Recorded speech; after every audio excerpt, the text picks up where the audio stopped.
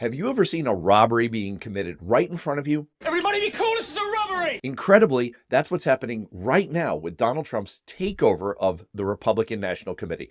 He's just grabbing cash. More incredibly, I want to make an argument that this is a good thing. Curious what you'll think of that.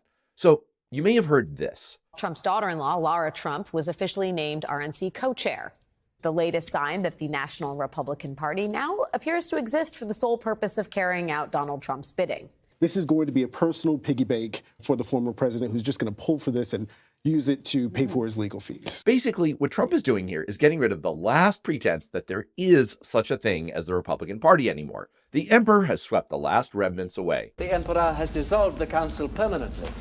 The last remnants of the old republic have been swept away. And by the way, the former Republican Party, now a division of Trump Incorporated, is all for this. The party has now said, Donald Trump, it's all yours. RNC members are on the record saying, yeah, we'd like to use the RNC coffers to pay for Donald Trump's lawyers. Do you think paying for President Trump's legal bills is something that is of interest to Republican voters? Absolutely. I think that is a big interest to people. Absolutely. The thing is, there's a long history of this kind of thing. His 2020 nonsense about recounts after the election was actually just a money-making operation for himself, and he took the MAGA masses for more than $250 million. The entire legal case in New York over his payoff to Stormy Daniels was about misusing campaign funds. His charity was shut down because instead of actually giving money to veterans, a shocking pattern of illegality involving the Trump Foundation. The Trump Foundation functioning as little more than a checkbook to serve Mr. Trump's business and political interests. Among the specific accusations, that $2.8 million donated at a charity fundraiser for military veterans went instead to Trump's presidential campaign. His whole presidential campaign back in 2016 was just a way to sell steaks and other Trump crap. Trump steaks, where are the steaks? His whole business had essentially become a branding enterprise where they sold the Trump name and they owned some real estate on the side. But the thing is, the real estate business was mostly a scam as well.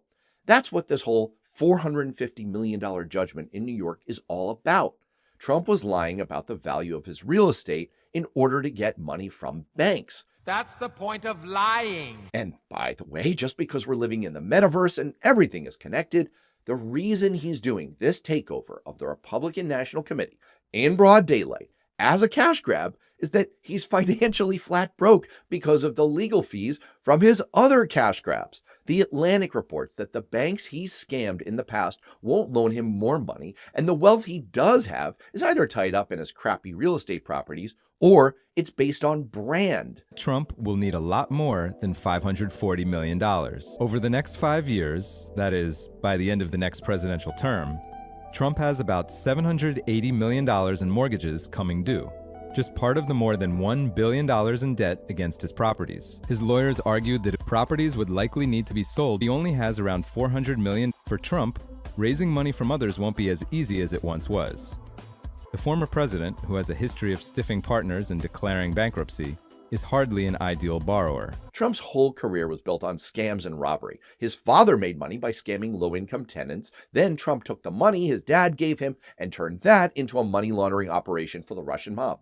Really, it's all documented. His entire career is one of those Russian nesting dolls. Знаете, хотелось бы, чтобы он был другом России. You see what I did there?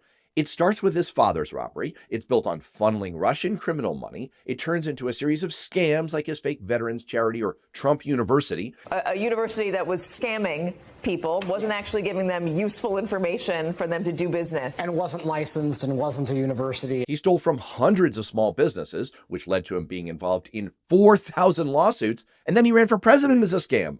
And now that his chickens are coming home to roost in the form of legal cases, he's taking political donations and using that money to pay his legal bills and taking over the Republican National Committee to make sure that every last cent that goes to them covers the bills that he can't pay from his campaign, because all of that is going to lawyers. This is about grift.